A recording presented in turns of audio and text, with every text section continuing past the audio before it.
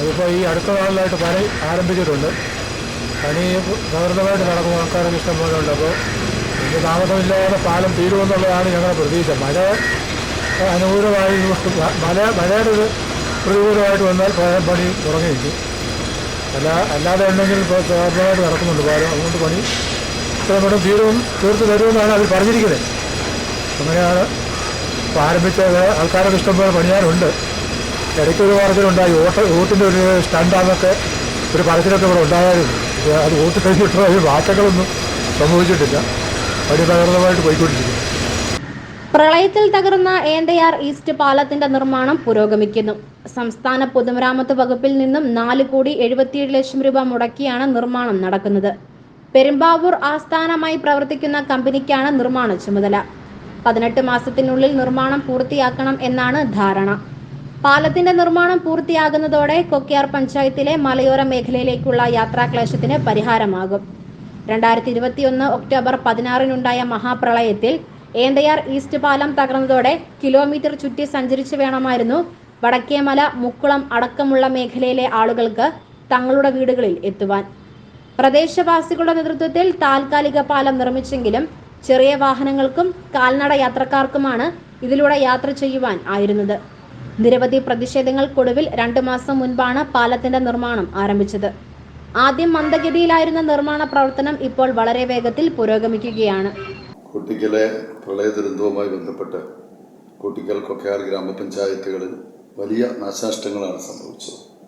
അതിൽ പ്രധാനപ്പെട്ട ഒന്നായിരുന്നു ഏന്തയാർ ടൗണിലുള്ള ഏന്തയാർ മുക്കളം പാലം തകർന്നുപോയി. കോട്ടയം, ഇടുക്കി ജില്ലകളെ തമ്മിൽ ബന്ധിപ്പിക്കുന്നതും ഇടുക്കി ജില്ലയിലെ മുക്കളം പ്രദേശത്തുള്ള മുഴുവൻ ആളുകൾക്കും ഏന്തയാർ അടക്കം പ്രധാനപ്പെട്ട എല്ലാ സ്ഥലങ്ങളിലേക്കും പോകുന്നതിനുള്ള ഏക ഗതാഗത മാർഗവുമായിരുന്നു ഏന്തയാർ മുക്കളം പാലം.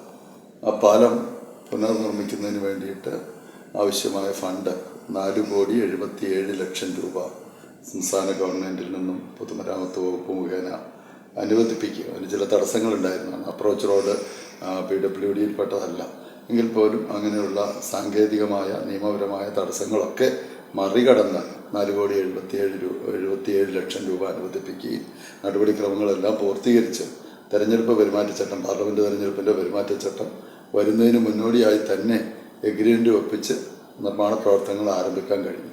ഇതിൻ്റെ ഫൗണ്ടേഷൻ്റെ പ്രവൃത്തികളാണ് ഇപ്പോൾ നടന്നുകൊണ്ടിരിക്കുന്നത്.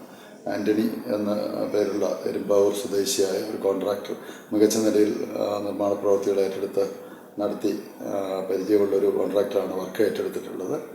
അപ്പോൾ ഒരാഴ്ചയ്ക്കുള്ളിൽ ഫൗണ്ടേഷൻ്റെ പണികൾ തീരും. 18 മാസമാണ്, അതായത് 1.5 വർഷമാണ് കാലാവധി വെച്ചിരിക്കുന്ന എഗ്രിമെൻ്റ് പ്രകാരം പാലം നിർമ്മാണം പൂർത്തീകരിക്കുന്നത്. പക്ഷേ കൊടുത്തിരിക്കുന്ന നിർദ്ദേശവും അതുപോലെ തന്നെ ഉണ്ടാക്കിയിരിക്കുന്ന ഒരു ധാരണ, ഉഭയകക്ഷി ധാരണ എന്ന് പറയുന്നത് 1 വർഷത്തിനകം പൂർത്തീകരിക്കും എന്നാണ്. ഇപ്പോൾ നിർമ്മാണം ആരംഭിച്ചിട്ട് ഏതാണ്ട് 1.5-2 മാസം ആവുകയും ചെയ്തു. അപ്പോൾ പരമാവധി 1 വർഷത്തിനുള്ളിൽ പാലം നിർമ്മാണം പൂർത്തീകരിച്ച് 2025 ആദ്യത്തോടു കൂടി തന്നെ പാലം ഗതാഗതത്തിനായി തുറന്നു കൊടുക്കാനായിട്ട് കഴിയുമെന്നാണ് പ്രതീക്ഷിക്കുന്നത്.